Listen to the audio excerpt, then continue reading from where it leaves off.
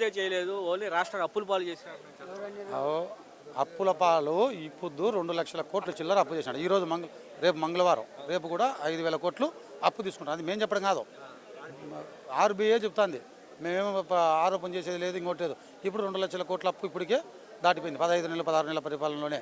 రాజశేఖర గారి పరిపాలనా కాలం, జగన్మోహన్ గారి పరిపాలనా కాలం అంతా కూడా 4,500 లక్షల కోట్ల అప్పు ఉందని కేంద్ర ఆర్థిక శాఖ మంత్రి నిర్మలా సీతారామన్ పార్లమెంట్లోనే సాక్షిగా చెప్పింది. కాబట్టి ఎవరు అప్పు ఇంకోటి చెప్తున్నాను, మేము చేసిన 4 లక్షల కోట్ల అప్పు కూడా ఎవరికి అభివృద్ధి, ఎక్కడ సచివాలయాలు, డ్యాములు, ప్లస్ సంక్షేమానికి దాదాపు 2 లక్షల కోట్లు డైరెక్ట్ అకౌంట్లో వేసినాం. ఎవరికి? ప్రజలకు. అది వేయడానికి కూడా కారణం ఏంది? డబ్బులను పప్పులు బెల్లం మాది పంచుతున్నారు, అది ఇది శ్రీలంక అయిపోతున్నాడు. అది వచ్చేసి ఆయన మంచి ఆర్థికవేత్త జగన్మోహన్ గారు. అమర్త్య సేన్ అనే నోబెల్ బహుమతి గ్రహీత ఉన్నటువంటి అమర్త్య సేన్ ఒకటి వీళ్ళందరికీ తెలిసిన తెలియదు, కానీ అమర్త్య సేన్ అనే ఒక నోబెల్ బహుమతి ఆర్థిక శాస్త్రవేత్త ఏం చెప్పినాడో, ప్రజల దగ్గర నగదు ఉంటే ఆ రాష్ట్రం కానీ ఆ దేశం కానీ బాగుపడుతుంది. ఎందుకంటే నగదు ఉన్నవాడు డబ్బు సర్క్యులేషన్ జరుగుతుంటుంది బజార్లో, చైన్ లింకు.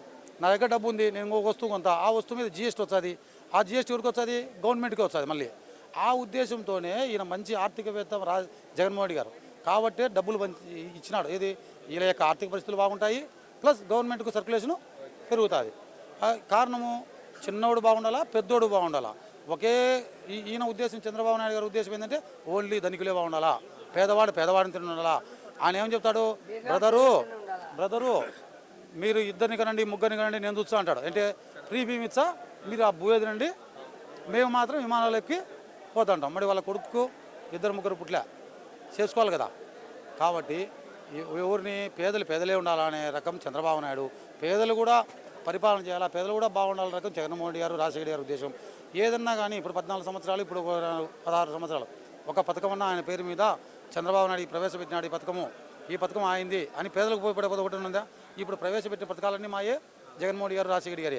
దాంట్లోనే నువ్వు కొంచెం కొనసాగింపు, అమ్మఒడి, తల్లివందనం కొనసాగింపు, అది ఇక్కడ అరకొర.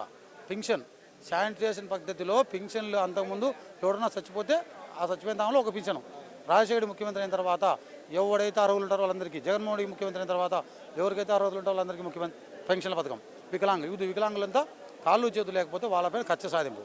వాళ్ళకేమో రూపాయికి భూములు ఇచ్చాడు, టీసీఎస్ వాళ్ళకు, కాగ్నిజెంట్ వాళ్ళకు, అందరికీ. వీళ్ళకి మాత్రం పింఛన్ లేవంట. ఇంత గవర్నమెంట్ పరిపాలన ఎప్పుడు చూడలేదు. కాబట్టి ప్రజలు చూస్తూ ఉన్నారు. ఇబ్బంది అయితే వచ్చే ఎలక్షన్లో చిత్తుగా ఓడించడానికి సిద్ధంగా ఉన్నారు.